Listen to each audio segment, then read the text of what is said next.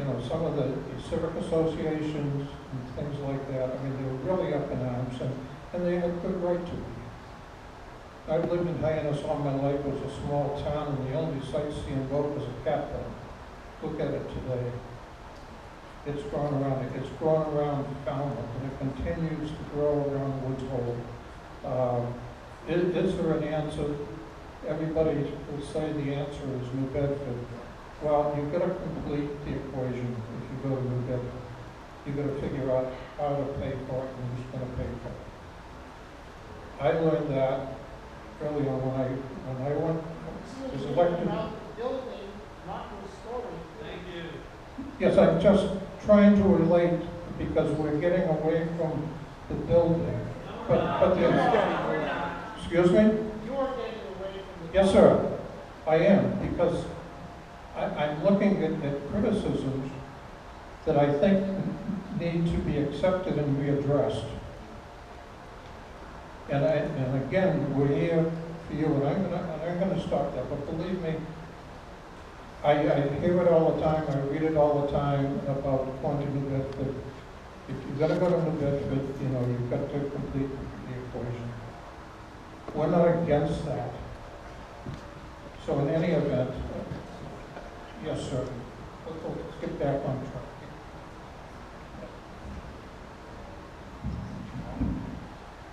Hi, I'm a more recent resident here, but my family's been here for over 60 years. I'm a little new to this process, but know Woods Hole very, very well for many, many years. I would like to hear more about the building, but since we're on New Bedford, I read the staff report with a lot of interest. It was, I thought, quite well done, very thorough. On the section on New Bedford, I'd like to know what can be done to make that more of a reality. My sense reading it was that, first of all, there was only a small amount of truck traffic potentially going through there, and that the financial equation only works when most or all of the truck traffic is going through there. So the financials that you guys showed only had a couple trucks going through. And second, it seems to there's a lack of a site there. The pier is the issue. So since this issue has come up, and there's a lot of interest in New Bedford, it seems to me just logically it would be, you know, cheaper, better, you know, shorter route, etc. Could you guys address, you know, what can be done by us as a community or by you guys to make the New Bedford thing, to unblock it, to make that real, so that the trucks in particular could go through there? Thank you. Thank you for the question, and it's a long explanation, but it does file back again to one problem, and that's who's going to pay for it.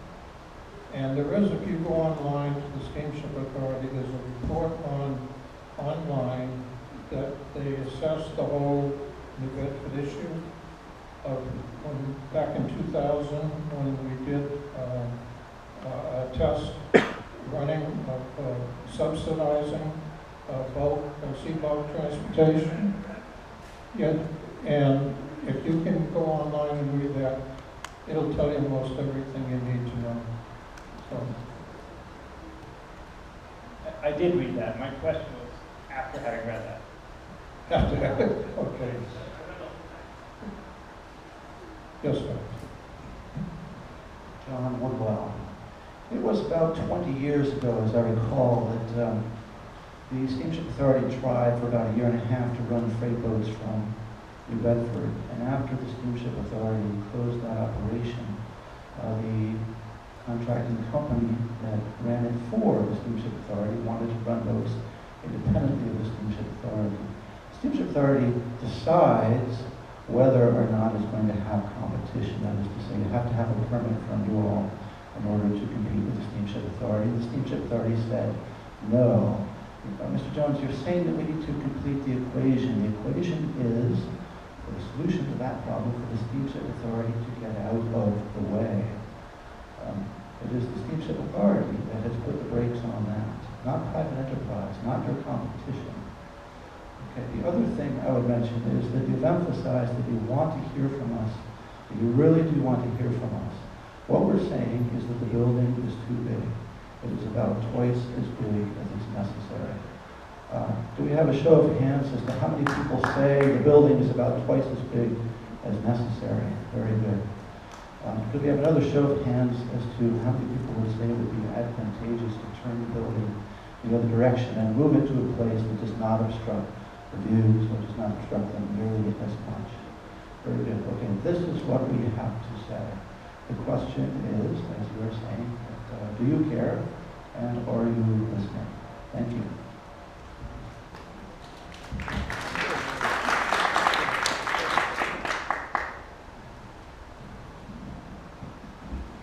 Good evening. My name is Judy Fenwick. I've lived and worked in Woods Hole and Falmouth, but worked in Woods Hole for 41 years. So I've seen a lot of traffic come and go.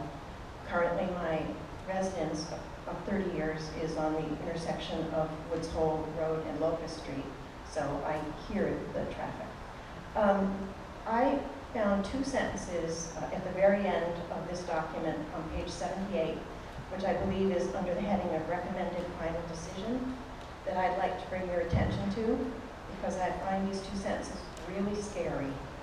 I'm going to read them. Nor would the terminal building be designed any differently if the SSA had a long-term strategic plan based upon projections that 10 or 20 years in the future, it would be carrying fewer freight trucks to and from Martha's Vineyard via Woods Hole because of the development of an alternative off Cape Port. The terminal building and the terminal site itself need to be designed to meet all the project's goals and objectives, regardless of how much or how little traffic flows to the terminal at any given time.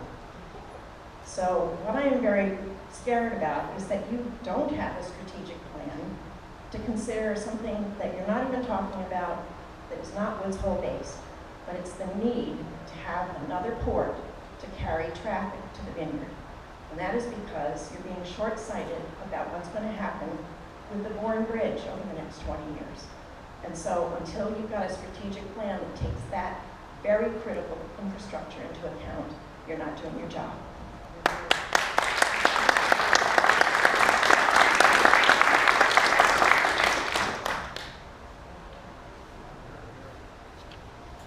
Hi, I'm Nara Nex Brown from Woods Hole. And Mr. Jones, you've asked us to give you our suggestions. I think if you have read the emails and looked at the petition, you have seen what our suggestions are and what it is that we want. I have two other comments or questions. One is about the moving a building, building a building for the staff and for locker rooms and meeting rooms. I cannot understand why it would cost $3 million for locker rooms. And as far as the staff coming from Falmouth into Woods Hole and moving them into Woods Hole back and forth, you have buses that come back and forth all the time. I don't think that there would need to be some kind of special situation where it was going to cost, whatever it was, $13 million. So both of those things are very puzzling to me. But I think we've been very clear about what it is that we want for this new building. Thank you.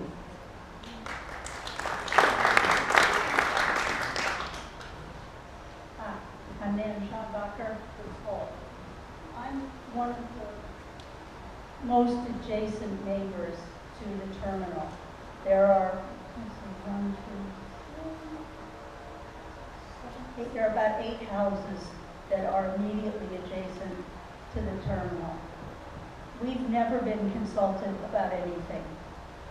When my family bought our house 50 years ago or more, we had a spectacular view of Great Harbor on one side and Little Harbor on the other. We came back one summer and a freight shed magically appeared blocking our view of Great Harbor. We were never consulted. We were never considered. That blockage of our view devalued our property considerably. After that, a row of trees was planted between us and the freight shed. And those trees over the years are now much higher than the freight shed, so any residual view is also gone. and we were never consulted about that. I think one of the reasons, at least I personally, am having trouble believing any of you care at all is because we have been undergoing construction on both sides of us in the last couple of years. And I have said this to you before, and I hope you will take it to heart, but the difference between the way you have dealt with your adjacent neighbors and the way the Coast Guard has dealt with us is radically different, and you should be ashamed. The Coast Guard had public meetings from the very beginning.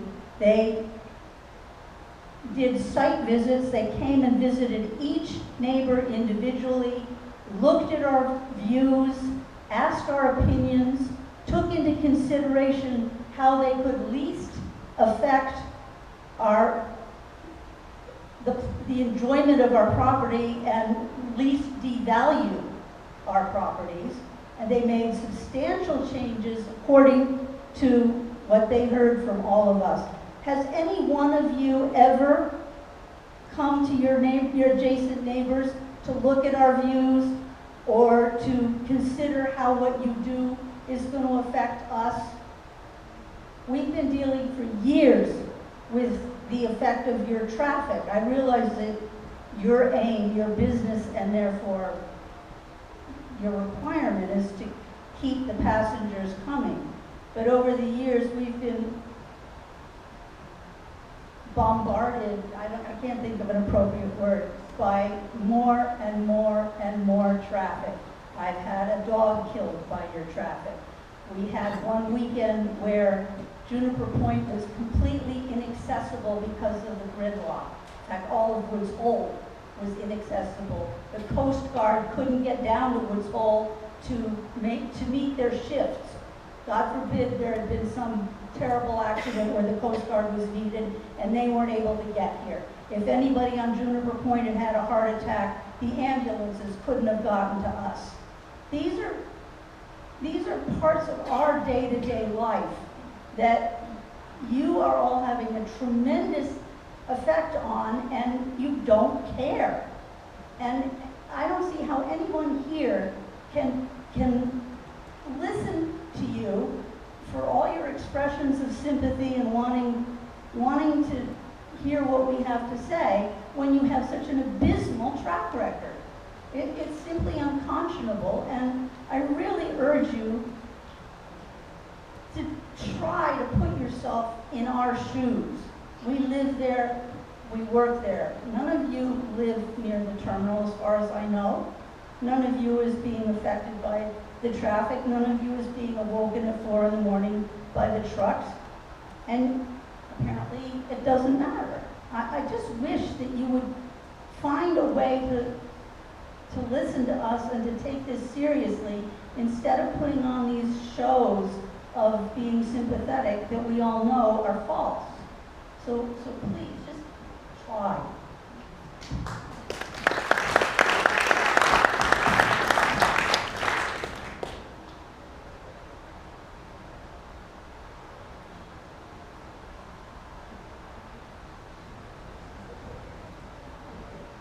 Thank you for your comments. I live in Hyannis, and I've got generations back living in Hyannis and in Chatham, to the founders of Chatham. I know what Cape Cod is, and I know what Cape Cod was. And I know what the ferry traffic does, and I know what the hospital traffic does, the airport traffic does, and Main Street and the mall. I know all about it because I used to hunt deer where the mall is. And to say that, that we don't care, I think that's a little disingenuous, because we do care. We really do care. We need, right now, we've got a mission to do, and you know we have that mission, and we're looking for your help. We're here asking for your help. That's what we're asking for.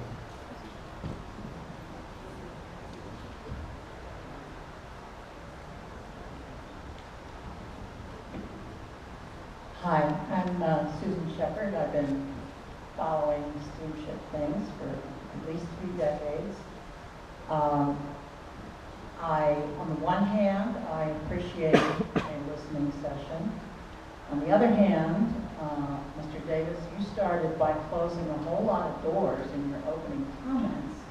And then if you read the recommended final decision, that closes the rest of them. So you'll be able to go away from this meeting saying that you have listened to the community, but it certainly appears to all of us that you've come into this with your minds totally made up. I personally doubt that we will change anything, but I'm glad that you gave people a chance to say things. Get ready for a big building, folks.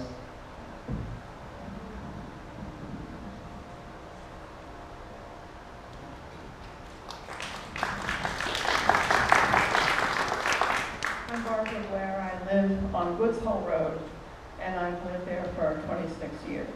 I worked in Falmouth, and a lot of the things that I do are in Woods Hole.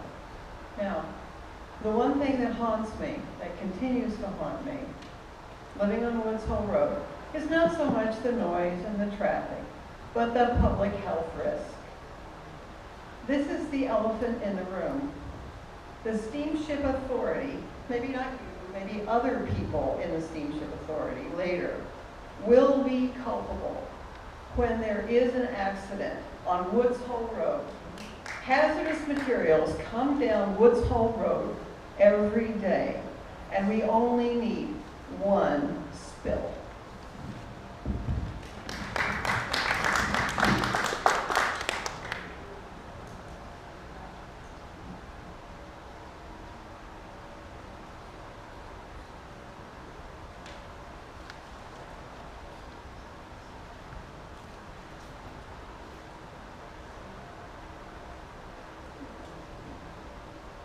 I guess. My name is Ellen Tully. I'm one of the near neighbors of the Steamship Authority. I don't want to claim to be the nearest, but pretty close. I have two comments. One is about a strategic plan for 10 or 20 years in the future. The mention was of reduced truck traffic because there was another port open. I also want to mention that climate change is something that you're planning for, but you're really only planning for sea level rise. And there will be many other effects, economic effects of climate change. And those also should be taken into account. In 10 years, there may not be as much interest in going to Martha's Vineyard, and people may not be able to get there as easily. We don't know what's going to happen. The world as we know it now will be different in 10 years. So that should be, in some way, taken into account and might result in your needing a smaller building. My second point is that in trying to make a building that respects the Woods Hole environment, don't turn yourself inside out trying to copy a salt box or some other residential style building. When you're building a commercial size building, different styles pertain. And yes, you can't shingle it because of your needs for flood proofing. You might be able to put a shingle roof on, which would be a tip of the hat to the shingle style. A salt box is a small building, and I associate it with colonial architecture. So trying to expand it to be this enormous building doesn't make any sense at all. What we need there is a beautiful building with style, a building with interest. If you look at the roof line of, say, what used to be, I wish I could remember the current names, the building that used to be the lee side. It has dormers and